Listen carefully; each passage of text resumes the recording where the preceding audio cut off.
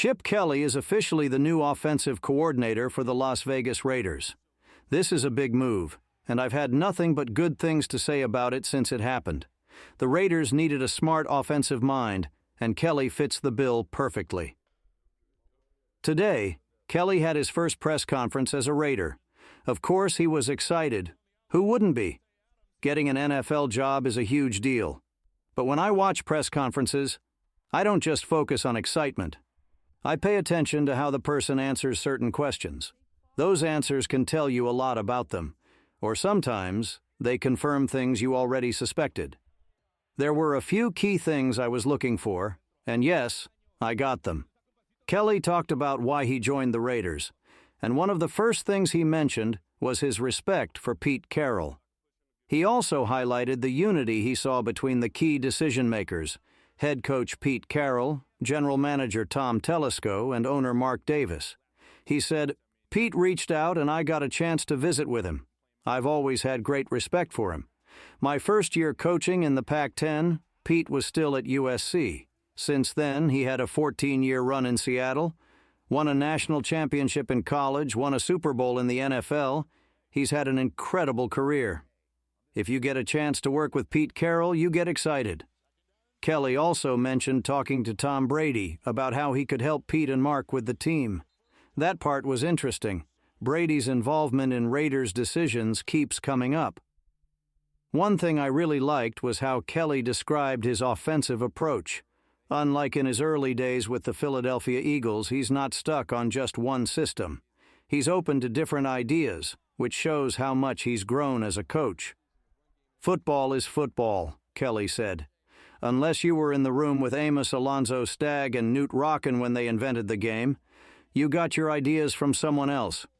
The game goes through cycles. Offenses get ahead, then defenses catch up. You see plays in the Super Bowl that are also being run at the high school level. The best coaches, like Andy Reid, study football at every level. I do the same." That's the kind of mindset you want from a coach.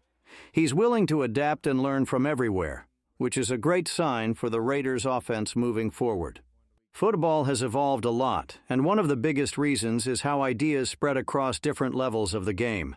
Plays and strategies don't just stay at one level, they move up and down. A great play might start at the high school level, get picked up by college teams, and then make its way to the NFL. At the same time, NFL concepts can also influence how college and high school teams play. Kelly believes that football is at an all-time high, and coaching is better than ever. Why? Because of the internet, social media, and platforms like YouTube. Coaches and players now have easy access to game film from all levels, allowing them to learn and adapt faster than ever before. "I see the game blending a lot more now," Kelly said. "In college, quarterbacks run the ball more, but you see that in the NFL too, with guys like Lamar Jackson and Josh Allen. The game is more wide open than ever, and I'm excited to be coaching at the highest level, competing against the best coaches in the world." And speaking of competition, Kelly isn't backing down from the challenge of coaching in the AFC West. The division is stacked with talent. Andy Reid and the Chiefs, Jim Harbaugh with the Chargers, and Sean Payton in Denver. But instead of being intimidated, Kelly embraces the challenge. "Some people asked me, 'Do you really want to coach in that division?' But if you're a competitor, of course you do. If you can win the AFC West, it means you've beaten the best. The Chiefs are the reigning Super Bowl champs, and they're back in the big game again. If your goal is to win it all, you have to go through them." Kelly also made one thing clear. He doesn't need a specific type of quarterback to succeed. He can adjust his offense to fit whoever is leading the team. "You can't build the perfect quarterback in a lab," he explained. "You're not going to find a 6'5", 250-pound guy who runs a 4.4 and makes every throw. You have to work with what's available, whether through the draft, free agency, or your current roster.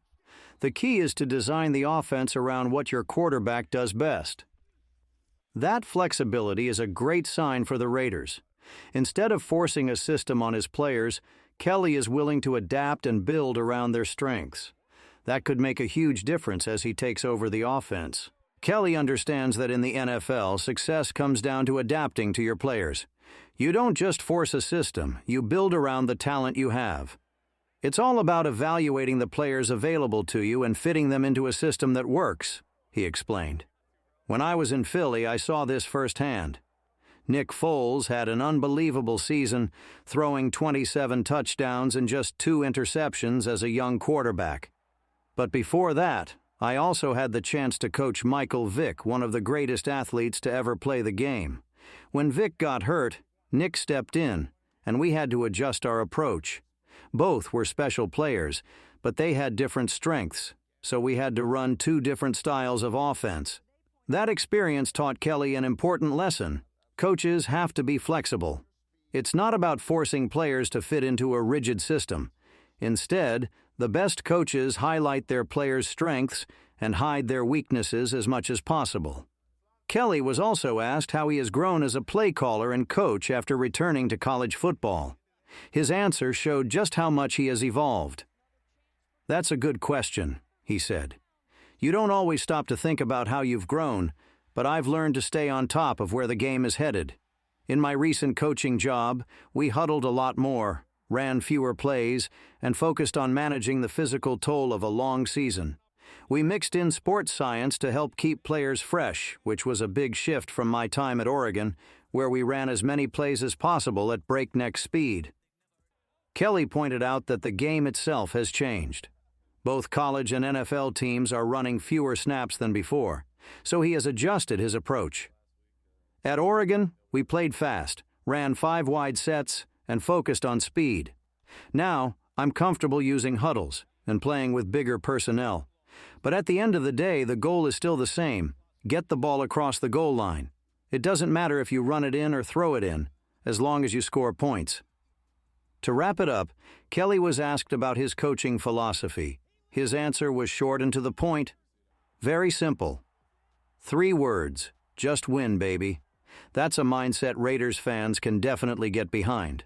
I'm not going to sit here and say, "Wow, what an incredible press conference."